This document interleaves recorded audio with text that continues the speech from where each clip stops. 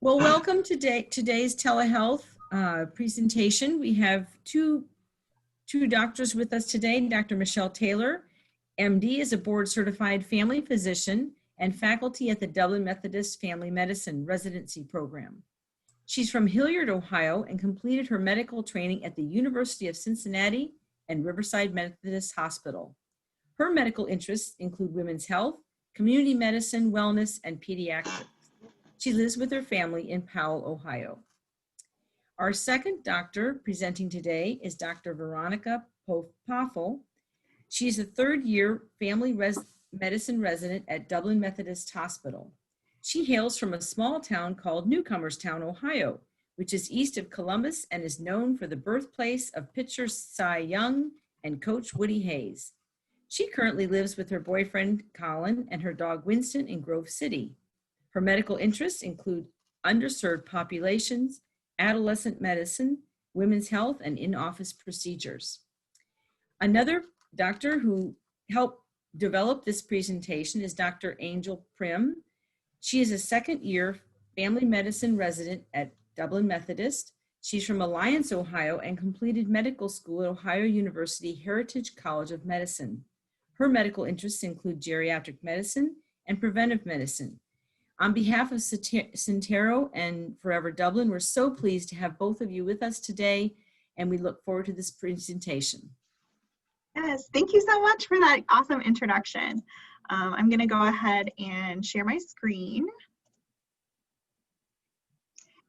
So we have a PowerPoint presentation today, and there's some built-in places for audience interaction here.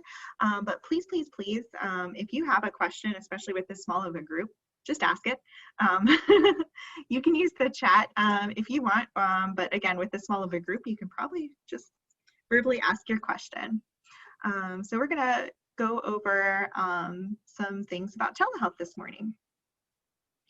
So we're going to review why you would want to schedule a telehealth appointment, what to expect when scheduling the appointment, what to expect during the appointment itself, some common issues or concerns. As we all know and have seen this morning, there's always something that comes up with technology is involved, and then some just best practices and tips that we have for you to make your appointment the best that it can be. So Beth introduced us already, but I wanted to share just a little bit more about who I am, and Dr. Poffel can share a little bit more about who she is. So I am a board-certified family physician. So physicians go through a lot of training. We have an undergrad degree and then medical school, then residency, and then we finally get to go into practice. And I have chosen in my practice to not only see patients myself, but to educate resident physicians and medical students.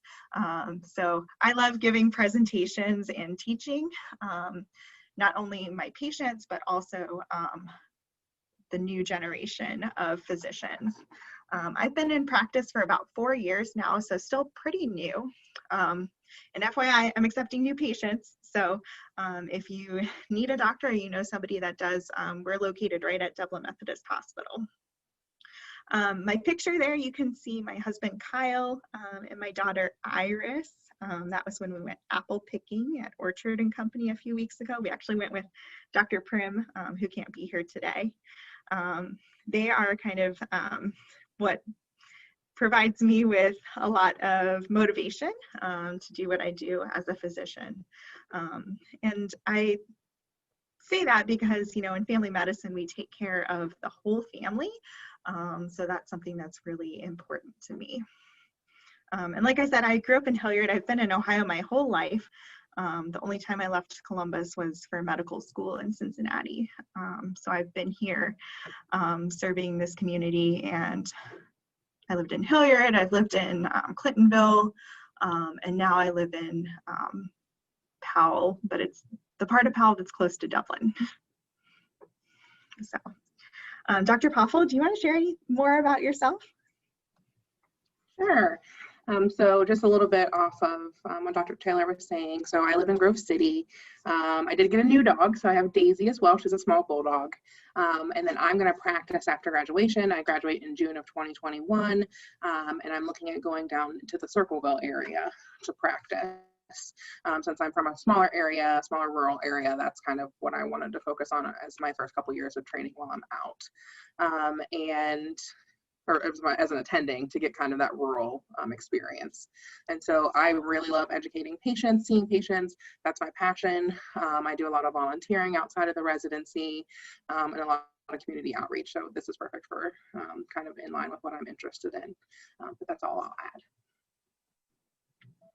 And I am the residency advisor for Dr. Poffel, and she is an awesome leader in our program. And I am always inspired by her passion. So, all right.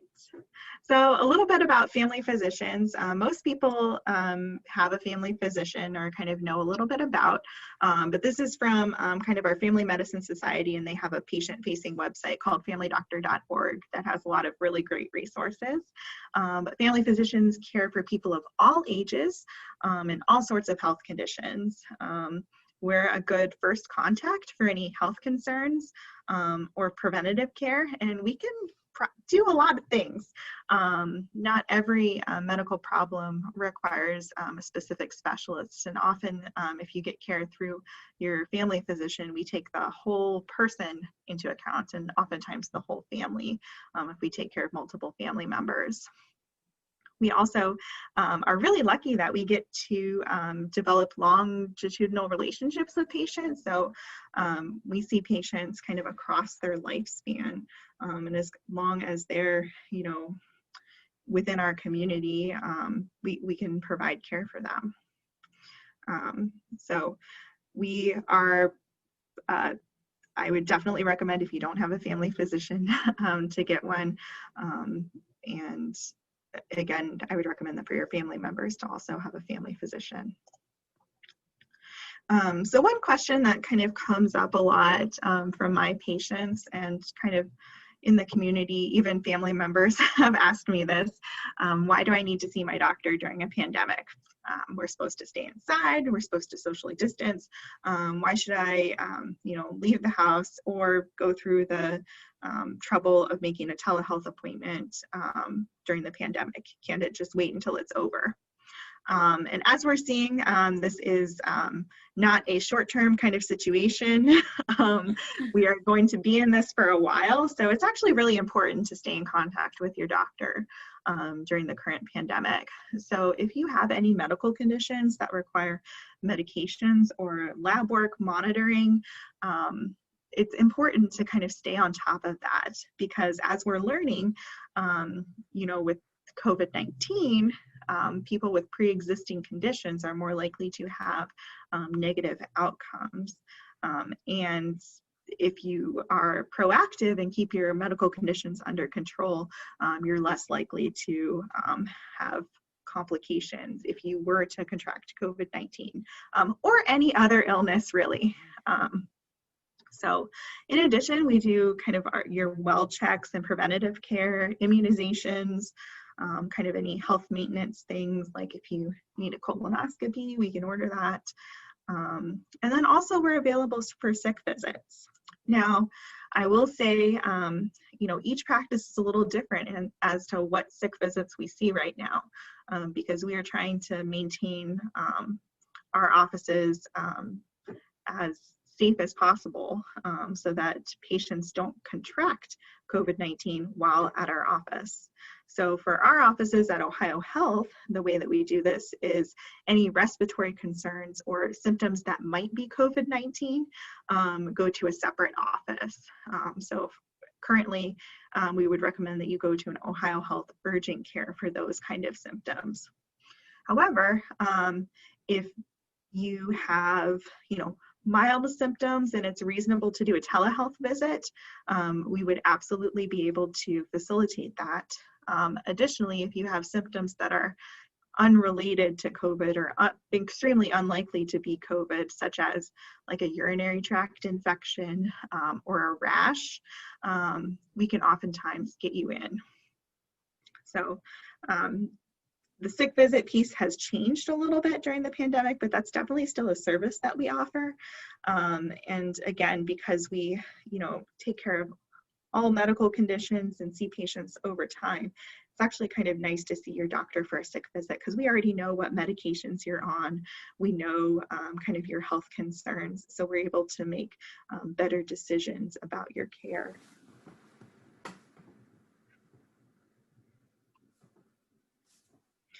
So what is telehealth? This is a new word. It's even a new word for doctors. I don't think I had a really firm grasp on what telehealth was before March. So it's going to be any virtual appointment with a healthcare provider. We do visits over video mostly. That's what we like to do because we can see you and have a conversation. But we also do phone appointments if you're unable to connect to a video conferencing app or if there's technological difficulties. So telehealth is great because you can have your appointment from anywhere. I have seen patients, while they're at work. They just take a 15-minute break and kind of have their appointment. I've seen patients that go out to their car while they're doing something, but most often patients are kind of in their own home. It's convenient because you don't have to leave the house. There's not a lot of prep. You don't have to facilitate, if you have children or pets or, people that you care for, you don't really have to worry about that. You just have to be able to be present during that virtual appointment. So, and again, as we want to minimize, going out in public and leaving your house unnecessarily, telehealth is a really great tool to help facilitate that. I think it's important to know that telehealth appointments are a little bit more secure than the average Zoom meeting. They're encrypted, password protected, all that fun technological stuff. I am totally not a tech person, but luckily our healthcare organizations have figured out how to make these visits secure and not hackable. All right, so here's our first audience check-in since I've been talking for a little while. Has anybody here had a telehealth appointment? My wife did. Oh, and it okay. seemed to go well after figuring out how to get the link and get on. But yeah, she enjoyed it. Nice. Do you feel like it was pretty similar to her regular office visits, or was there something that was a little different or better, worse? Well, I mean, it's a substitute, but nothing is the same as the real thing, because you could see the whole person, and maybe she didn't. I guess my question would be, if you have something like a rash, I guess you're going to have to finagle the camera or put your hand or whatever body part it is near the camera. But for this case, yeah, it worked out fine. Yeah, and Bill, that's a really good point. And we're going to touch on this a little bit later, but not every problem is appropriate for telehealth. Because sometimes with the rash, we need to feel it, to feel the temperature and the texture. And that's really hard to do over camera. Yeah. Has anybody else here had a telehealth appointment? Nope.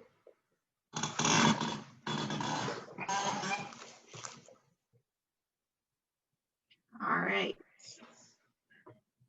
Well, we will get you prepared for when you do. I can say that I had one, and it was my first experience being the patient, and I used my phone, so that was probably not the best because I had to hold it for the duration of the appointment instead of a computer. So I would say that was probably an issue for me, and I learned from that. Yeah, I was going to share that as one of the tips because my arm gets tired if I have to hold my phone so that it's looking at my face. I know when I've been teleconferencing with friends, that's been exhausting. So imagine for an appointment with your doctor where you're talking about all sorts of sensitive, really important things. Being comfortable is really important. All right, so we're going to move on to how to schedule a telehealth appointment. And I have a couple videos here from Ohio Health that hopefully we're going to be able to share that kind of walk you through what to do. But the first step is you just call your doctor's office, just like you would scheduling any other appointment. And if you have like MyChart or an online portal, you can use that to schedule an appointment as well. You do need to specify that you're looking for a telehealth appointment because right now most doctor's offices are defaulting to in-person appointments. So you do need to specify, you know, can this visit be over telehealth? It's up to, you know, the doctor and their office's discretion, you know, whether your visit is going to be appropriate for telehealth or not. But if you want it to be, at least ask for it, advocate for yourself. All right, now I'm going to try and share.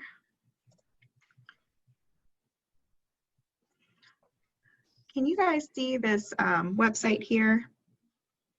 Yes, the computer. Yes, perfect. So this website from Ohio Health, if your doctor is through Ohio Health, this is a really good resource for you. So it's just ohiohealth.com/telehealth. And it kind of has all the tips and tricks you need to know and all the information you need. So it has different information depending on whether you're going to be joining your appointment via phone or tablet or desktop. So let's watch the video and hopefully this plays and works for how to prepare for your virtual appointment on a computer.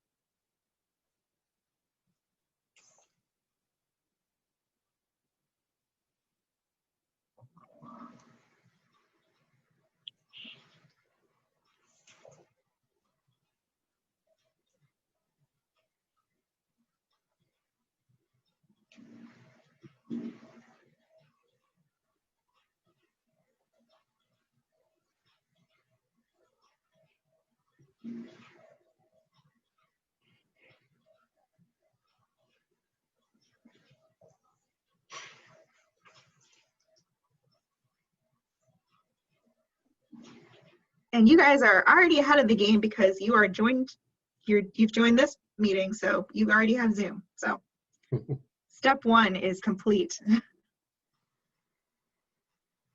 I don't have any volume.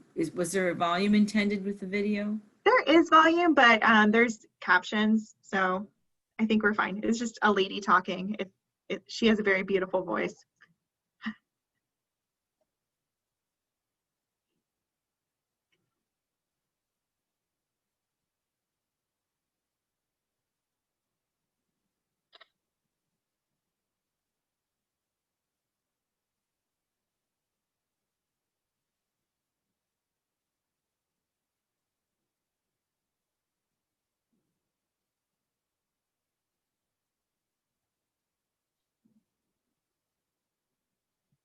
To request an activation code from your provider's office to create one.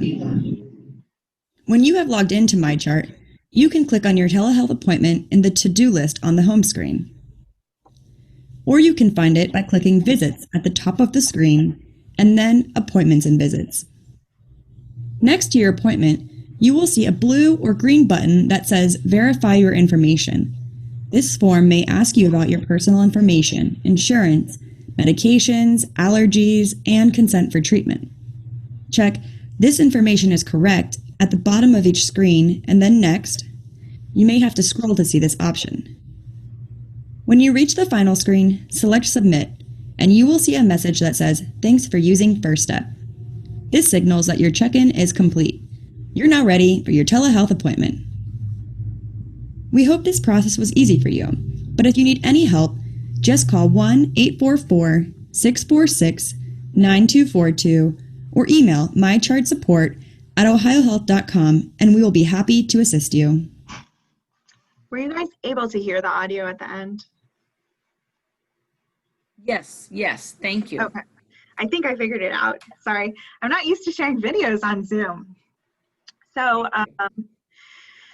basically the setup, again, it's going to be different if you're joining through a different healthcare organization. So for example, I think OSU uses a different platform. So hopefully, so look to the organization that your doctor is within. And then what I would do, because I haven't personally done a video visit yet, is I would have this video pulled up and I would do the steps and pause the video kind of until I've completed things. There's also a tip sheet if you're more of a like worksheet follower, kind of this step-by-step instruction sheet. Can you see this? It's like a PDF file. So you could also, pull this up on the computer or print it off so that you can kind of go step by step. Now, I do want to also show this video about kind of logging on to your actual appointment. If you have verified your information, you are ready to begin your video visit at the scheduled time. But kicking it off takes a few steps. Here's what to do. Maintaining your privacy is important. Make sure you choose a space for your video visit that is well lit and has a door that can close. This will help prevent interruptions and keep your conversation with your provider confidential. We recommend signing in to your telehealth appointment a few minutes before it's scheduled to start, so you are ready when your physician is available. To do this, go to mychart.ohiohealth.com and log into your account. When you have logged into MyChart, you can click on your telehealth appointment in the to-do list on the home screen, or find it by clicking Visits at the top of the screen and then Appointments and Visits. Click the blue Details box next to your appointment. It should take you to a page that looks like this. If you are early for your appointment, the Begin Video Visit in Zoom button will be gray. This button will turn green when it's time to start your appointment. Clicking the green Begin Video Visit in Zoom button will open zoom.us in a web browser. If you have the Zoom app installed, a pop-up will appear that says Open Zoom.us. Select Open Zoom.us. The Zoom app will then automatically open to the video visit screen. You will not need to sign in. If your doctor has not yet joined the appointment, your screen will say, Waiting for the host to start this meeting. Once the provider has joined, select Join with Video. When prompted, connect audio by selecting Join with Computer Audio, or choose an option to use your phone for audio. You may also be asked to give the Zoom app permission to use your camera and microphone. You are now connected and can begin speaking with your provider. When you begin your appointment, the video of your provider should fill your screen. When you move your cursor over the video window, a menu of options will display, including mute and unmute, and stop and start video. These will be helpful if you find that you can't hear your provider. Clicking unmute should turn your sound back on. You will see other options like invite, participants, and chat, but you shouldn't need to use these options as part of your video visit. I will say I have used the chat option during video visits if there's connectivity issues to kind of troubleshoot with my patient. When you are ready to end the video, hover over your screen and click Leave Meeting in the bottom right. Then Leave Meeting. You just completed your telehealth appointment. We hope this process was easy for you, but if you need any help, just call 1-844-646-9242 or email mychartsupport@ohiohealth.com and we will be happy to assist you.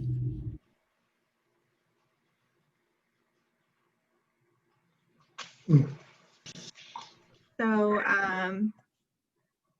sorry, I need to go back again. videos are not super useful when you're not logged on or anticipating a telehealth visit. It was more to kind of demonstrate and go through the process. It's not that difficult, although for people who are not super tech savvy like myself, not super intuitive. So I would either have the video pulled up or have the tip sheet pulled up to kind of make sure that you're doing everything correctly.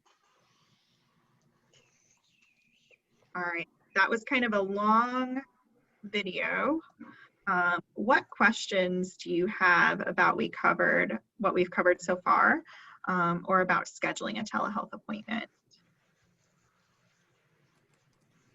So just troubleshooting then, that was a good, we have, we always have some glitches and troubles. So let's say that you aren't able to, the chat box, if you do see that, or even just calling your doctor, do you always have a phone link as well?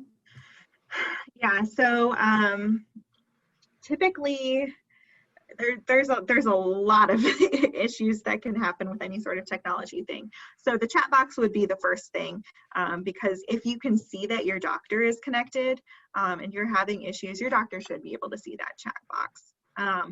The phone link is a more challenging thing because you'll have to call the office, and usually that puts you through some sort of phone tree, and that's kind of arduous and time consuming, although that has happened before.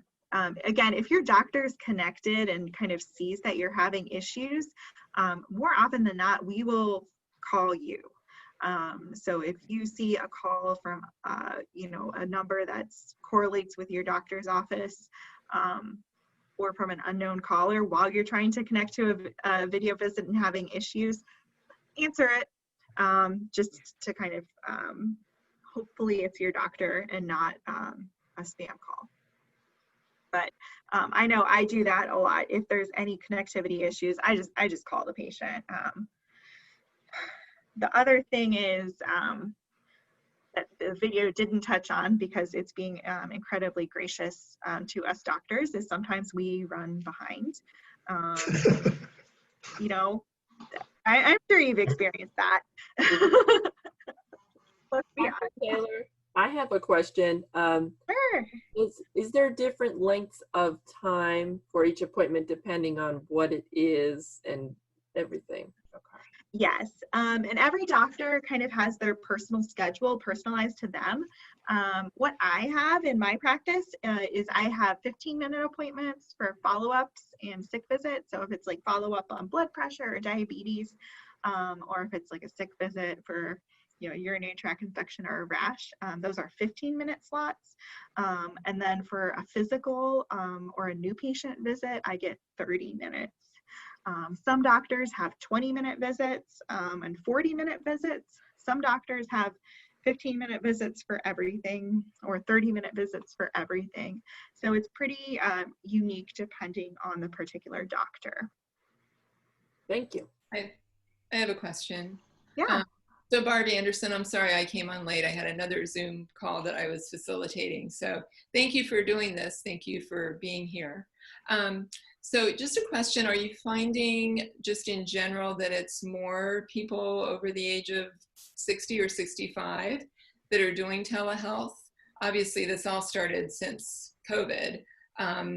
Or are younger people doing it just for the ease of doing it from home, safety? Just wondered about that. Yeah, it's really a mix, which is great.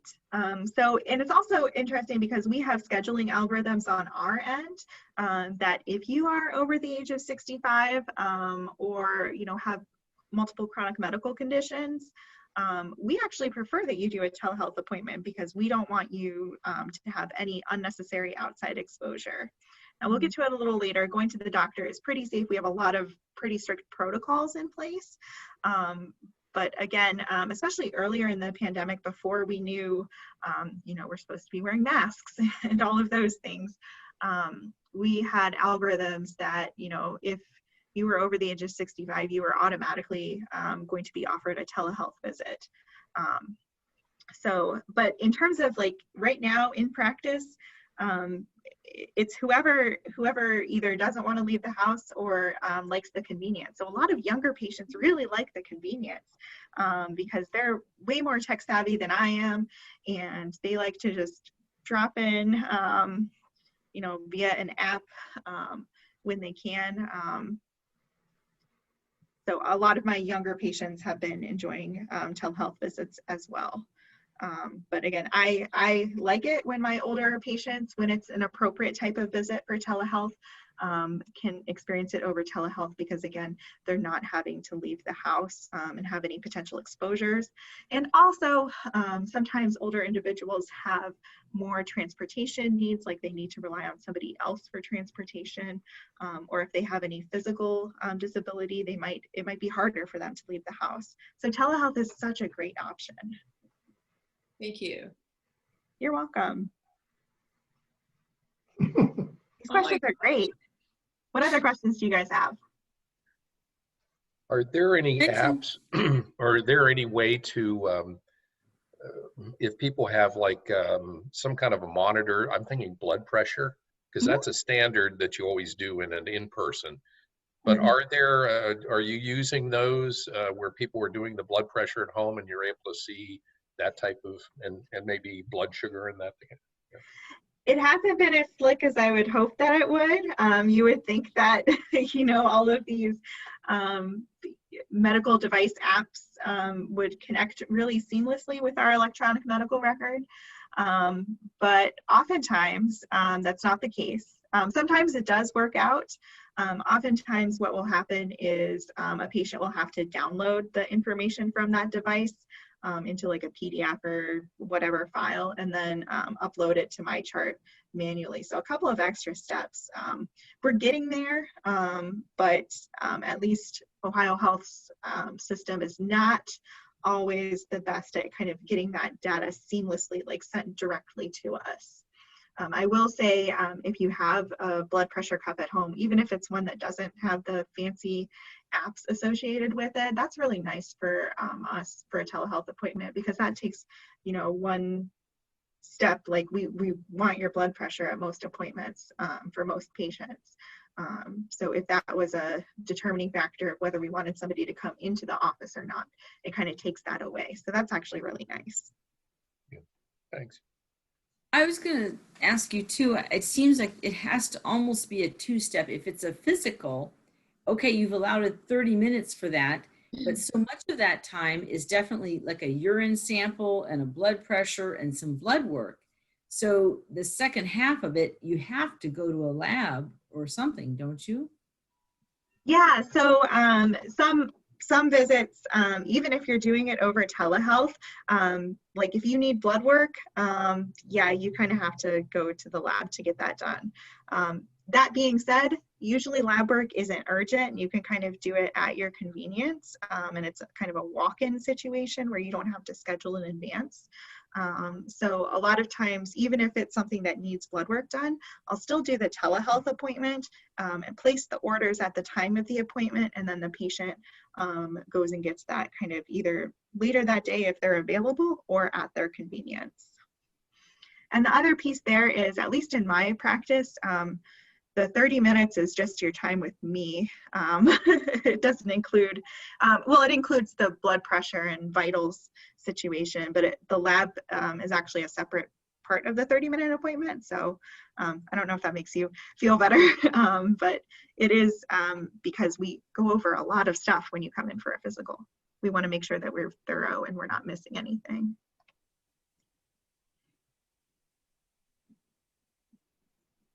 One other question, Yeah. how is it, how are you finding trying to talk with people about emotional and those type of issues, you know, over telehealth? Again, I would think maybe if a person's right there, it might be a little easier, but are you able to talk with them about possible depression and that type of thing? Yeah, so it's interesting. Sometimes it's actually easier to talk over telehealth because a lot of times with emotional issues comes, you know, not wanting to leave the house or not wanting to make it on time to your doctor's appointment. So it kind of takes away that extra barrier and extra step for a patient to access care. So sometimes it's actually easier. And when you have video capability, a lot of my patients do find that as long as they've, set themselves up for success and, are conducting their appointment in a private place in their own home, that they're very comfortable discussing those things over video. I will say, if we have to do a telephone visit, sometimes that's a lot harder because so much of communication, especially with, emotional and mood issues, is these nonverbals. And you get none of that over phone. That being said, if that's, the only way that you can access care or that you're willing to access care, it is better than not seeking care. Absolutely.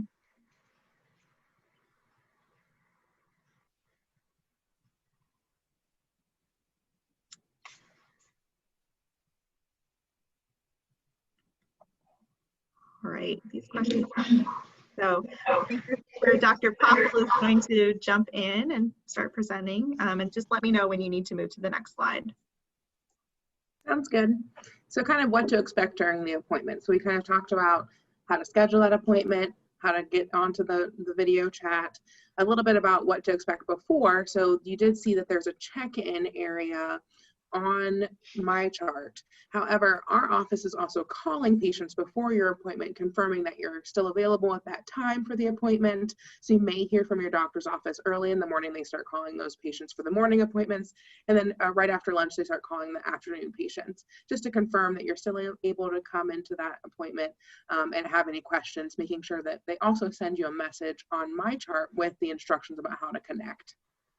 And they also confirm some of your medications and those things over the phone to get you checked in as well. And so you're going to want to log on about 10 to 15 minutes before the appointment so that you can make sure that your audio works. You're going to make sure that your video works. You're going to make sure that everything's set up the way that you want it to be and that you're comfortable.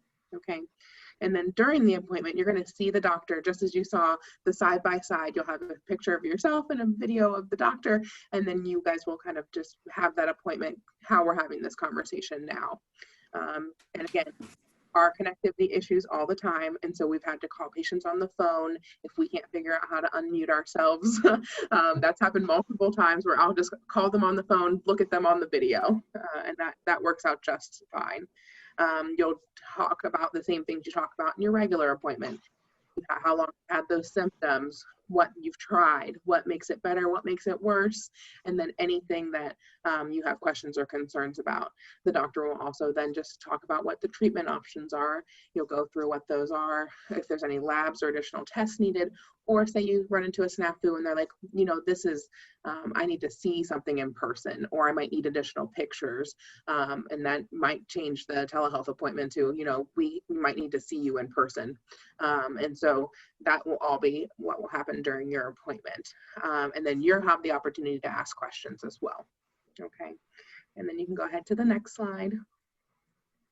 And we did talk about some of these common issues, right? Getting connected, having some troubles with turning the video on.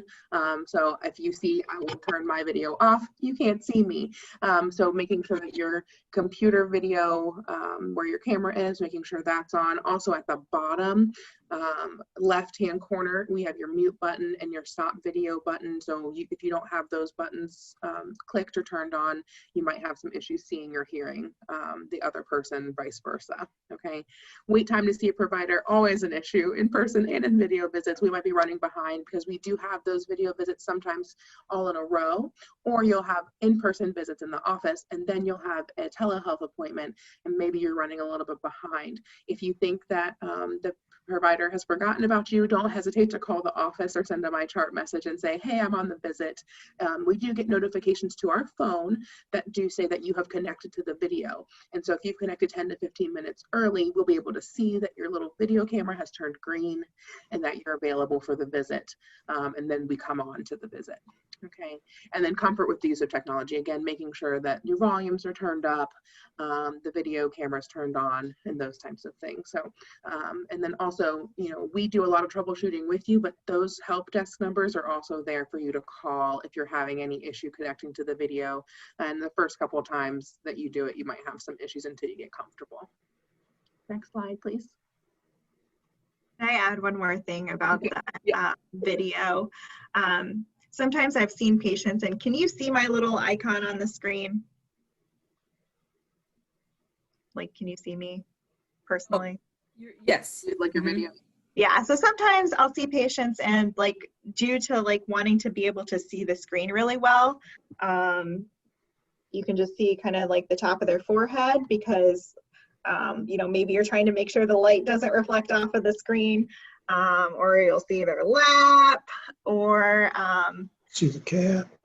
I've had some younger patients specifically that will conduct their appointment like laying in bed. So I would advise not doing that. Try and be able to see yourself on the screen and make sure that your face is showing. I mean, I don't care if you're in your pajamas. If you want to get, you know, dressed up like you usually would for your appointment so that you're in the right mindset, I definitely, I do that when I'm seeing patients. I'm not in my pajamas underneath the screen. That's fine, but just, you know, be aware of your physical presence on the video because that does make a little bit of a difference at least. We don't judge, but I'm just trying to make it easier for you. And I second that. I had a patient who was just holding their phone and she would like, it would drift off and I wouldn't see her face and I was looking at her coffee table for a while, like those type of things. And then she was trying to show me something on her ankle, but it wasn't really, I couldn't see it. And so I just asked her to send photos over my chart so that I would be able to see what she was talking about because I wasn't able to see it clearly. So. And I've also had some of my patients who are a little bit older have their family member come over and sit with them during the appointment to make sure all the questions are addressed, to make sure the technology, you're able to use all of that. And then sometimes people who have hearing issues can't hear us as well, and so they can get all that information to make sure the doctor appointment is fruitful as well. So that is also good to have someone come over and help. Would you suggest headphones as also maybe an adaptation or something that might help older people? Definitely headphones can help. The only thing is just making sure that you can hear someone else on the other end and that your microphone works. So just testing that out beforehand, but definitely headphones will help people who have hearing issues as well. A great suggestion. And so then we kind of talked about that. If that physical exam part is missing from the telehealth and it's necessary, having the patient either come into the office, or if you go down to that third point, we are doing some what we call the drive-bys, where people come and they pull into the parking lot. We meet them out there. We have our protective gear on. You're wearing your mask, and we just kind of see you for a quick moment outside just to do that physical exam piece that we're missing, taking a blood pressure, looking at a rash, or if you have like an ankle injury or wrist injury or something like that, something where we might need to examine you first. We like to do that in person, obviously. And then if you call or try to make an appointment online for a telehealth appointment and you put a reason that does seem as it might be something that is better appropriate for the office, but you've requested telehealth, we'll have our MAs or our front desk staff call you to see if you're okay with doing an in-person visit. And then we did talk about sending pictures or showing your provider on the video.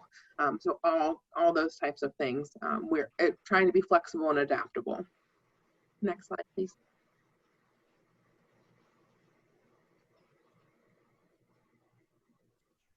So then none of us have had any telehealth appointments yet, but when you come into those issues, what things do you anticipate might be something that we might have not covered here that you think might be a barrier? Because I know we did talk about having blood pressure logs or blood glucose logs, and sometimes I'll have patients write those in a MyChart message and send those over or write those in the chat. I've had people show me their paper, show me their monitor on the screen as well to help. Depending on if you're doing a blood pressure follow-up or a diabetes follow-up, those types of things. But any questions you guys have about issues or concerns?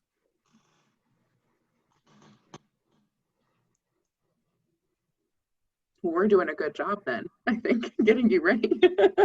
Okay, perfect. And so how to make the most of your So it's very similar, again, to your inpatient appointment.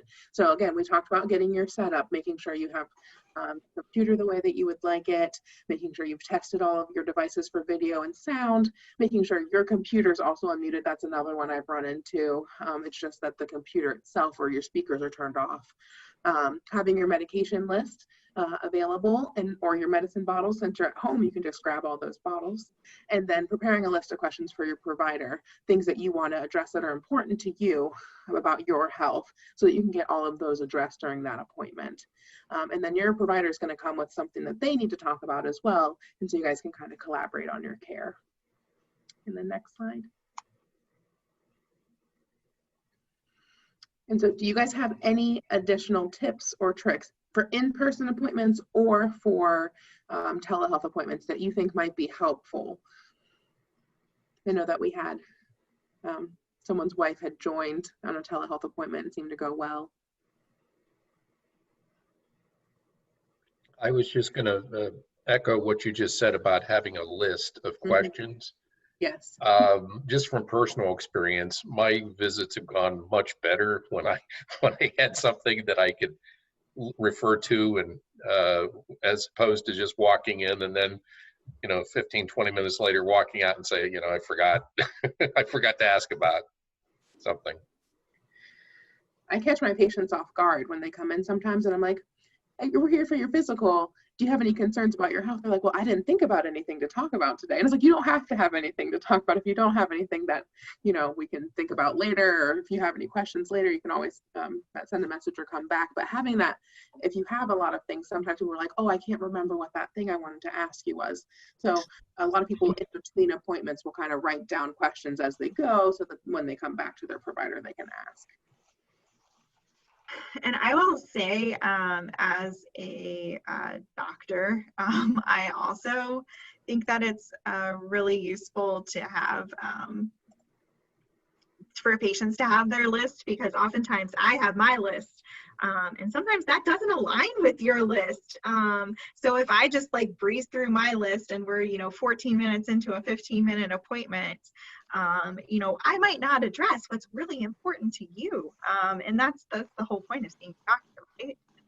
So I think that is probably the biggest piece of advice I would have, and it's not even telehealth related. It's just being prepared. I guess I wanted to have a question. Maybe this is on the hindsight then.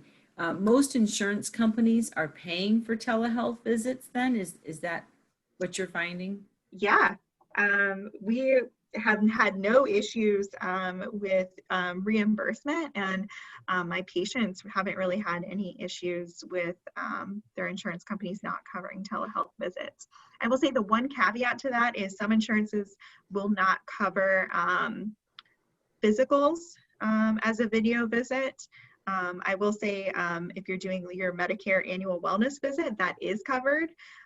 So that's the one standard exception, but some private insurers may or may not cover a video visit for a physical, just because it's in the name, the physical exam piece. I was wondering, we were talking about recording this session. Can people record their appointments? So no, at least not at Ohio Health. So that's another part of it being a secure situation. And I think it would be nice to kind of be able to refresh. I remember in med school, I would always, the lectures were all recorded and I would listen to them again. So I would learn the material more. And so I understand it would be beneficial as a patient to be able to kind of review what you went over during the appointment. But there's concerns about confidentiality, and it is against policy, at least at Ohio Health and at almost every healthcare institution. We're also blocked from giving, so how we were having permissions to record the providers are blocked from allowing any like screen sharing from the patients or anything like that. So if you say you had your blood pressure log on an Excel spreadsheet, you couldn't show that to us how we're showing you the PowerPoint. They've locked it mostly down that all we can do is audio and video. So. And again, it's primarily so that your health information remains confidential. Do you anticipate even after whenever COVID is, in the back of our minds, or when there's a vaccine or whatever, do you anticipate insurance companies will still cover telehealth visits? Because it'll be, it won't be more of a necessity then, it'll be more like a choice. I would say yes. I mean, maybe they'll pay us less money as doctors. To be completely transparent, I don't get paid anymore regardless of how many patients I see or what billing I put in because I'm on salary. But that might be the only piece, is maybe reimbursement to physicians might be different or lower. But I don't think there's any going back. I would anticipate that insurance companies would continue to cover it because this is such a valuable tool for patients that have barriers to getting in to see their doctor. Sure. Thank you. I will move on from here. So again, we talked about there are limitations. There are some visits that are not appropriate for telehealth. So if you do need an in-person visit, I just wanted to kind of go over the protocols we have in place to maintain safety at our office amid the pandemic. So every associate, so every person that works here and every patient goes through a symptom screening protocol based off of the current CDC recommendations and the CDC symptoms of COVID-19. So if you do trigger positive, we will convert your visit to telehealth, or we will, if it's urgent, something that you absolutely need seen for, we will probably forward you to an urgent care for that visit.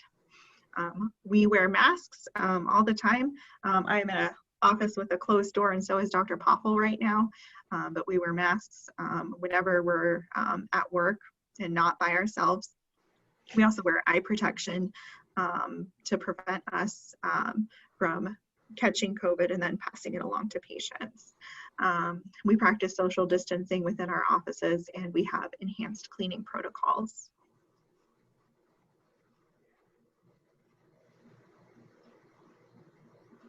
Any other concerns about seeing the doctor? Nope.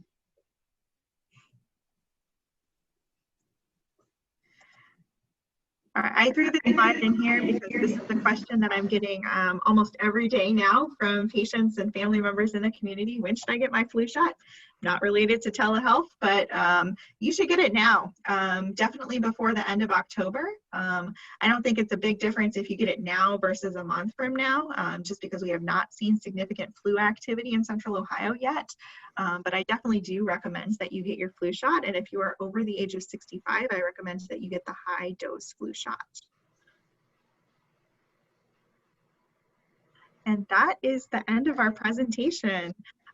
So here is our contact information. Again, if you were to have any questions, or if you need a doctor, we are accepting new patients. Actually, we can typically get new patients within a day or two right now. And we're open Monday through Friday. But are there any other questions for us? We talked about a lot of stuff today, and we've had so many great questions from the audience so far. Dr. Taylor, we had talked, I think maybe before the broadcast was going on, and I think Dr. Poffel alluded to it as well, is you can email your list of questions prior to your appointment. And then I thought that was a good idea that she mentioned, Dr. Poffel mentioned taking a photograph. So if you wanted to email your questions or email a photograph, this is what I'm concerned about today, you'd have that opportunity to look over those questions, look over the photographs, and then be prepared to have that telehealth communication occur. I thought, and where would we email it to then? Would they give you a link with you? Yeah, so it's your patient portal. So if you have an Ohio Health family physician, it's MyChart. I think OSU is also MyChart right now. You know, if your doctor's through a different organization, they're going to have a different patient portal. But you just send the information, and most patient portals you can attach images if it's like a rash or some picture of something that you want to send along. Then I was thinking, I don't necessarily keep track of my blood pressure, or I don't have glucose, but it might be interesting to have a spreadsheet then that you could fill in all of that in your chart, and then you could, can you see that chart, or is that only a one-way chart, or we could load it up into the chart and the doctor could see the spreadsheet? Yeah, so again, it depends on your healthcare system, but our EMR does have the capability. Not everybody is that organized or wants to use that capability. So if a patient requests it, or if I think that it's going to be a really good idea for a patient, I can actually assign you an assignment to fill out your blood pressure or blood glucose or some other parameters. So you'll be able to kind of enter it into a spreadsheet over time. And then I can look at that. And usually I get a report, I can customize it. So if I need to look at a patient's blood pressure log once a week, I'll get it in my basket. If I need to look at it once a month or once every 6 months, I can customize when it's sent to me. But it's never wrong to just send it as a list in a message, kind of old school. I'll also say that there is a size limit for some photos. So I've had patients try to send big pictures, and again, it's all comfort with technology. So resizing photos or resizing PDFs and those types of things. So there is a size limit. So sometimes people run into that as an issue as well.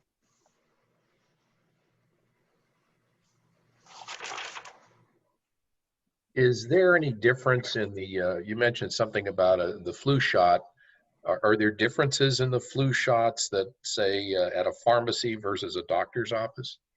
So no, there's no difference, but whether you get it at a pharmacy or a doctor's office, that is fully based off of kind of your convenience.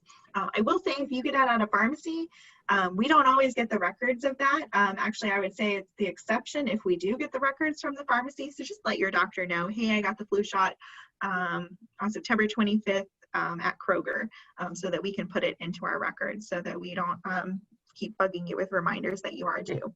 But they are the same immunizations. And again, if you are over the age of 65, I do recommend that you ask for the high dose or senior flu shot. Does it have more side effects? Not that flu shots in general have that many side effects, but. No, there's no difference in side effect profile. It's just a stronger dose of the vaccine. As you get older, your immune response diminishes. So we want a stronger vaccine to get the same immune response that a younger individual would have. Yes. I need to leave, but thank you for doing this. You're welcome. This was really, I'm sure it was really helpful. Even the early part of it, but the part that I watched was really helpful. Thank you. You're welcome. Thanks for joining. Sure. Michelle, I got a question. Yeah. What about the shingle shots? I had one maybe 4 or 5 years ago. Mm-hmm. Now they're saying there's a new variety out. Yeah. Should I get that? Yes. So again, I can't give medical advice because you are not my patients, but in general, the old shingles vaccine was called Zostavax, and it was a live vaccine, and it was about 50% effective. The new shingles vaccine that's been on the market for the last couple of years is called Shingrix. I will say Medicare will not pay for that to be given at your doctor's office, so you're actually probably better off getting that at a pharmacy if you are on Medicare. But the new Shingrix vaccine is more effective. It's about 90% effective, and it's safer because it is a killed virus vaccine, so it has less chance of having effects. Now, is that a 2-part shot? It is a 2-part shot. You get 1 dose, then you get a booster 2 to 6 months later. Okay, thank you. You're welcome. How much does that run if you're not on Medicare? How much is the shot then? Most private insurances do cover it, or even Medicaid covers it.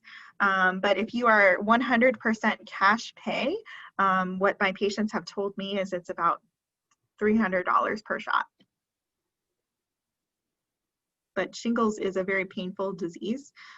So a lot of times my patients will pay for it because they do not want to get shingles, which I don't want anyone to get shingles. Thank you. Would it be okay to ask your experience with COVID-19 locally? Has there been any change over the 6 months that you're seeing? Oh, there's been a lot of change over the last 6 months.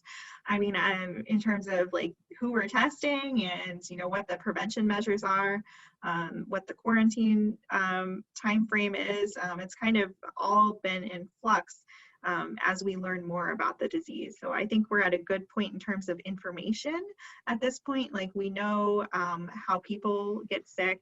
We know who is higher risk. We know what the complications are.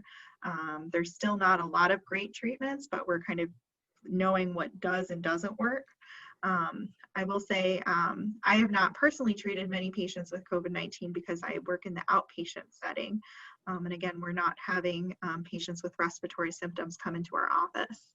I have had several patients that have had COVID-19 and did well without any medical intervention.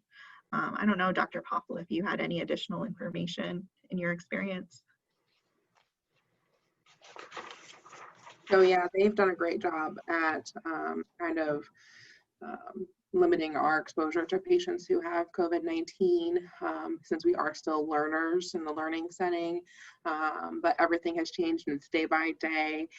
We've learned that we're really adaptable as physicians and that as people. And so I think medicine is trying to still provide care for patients in the best way that we can.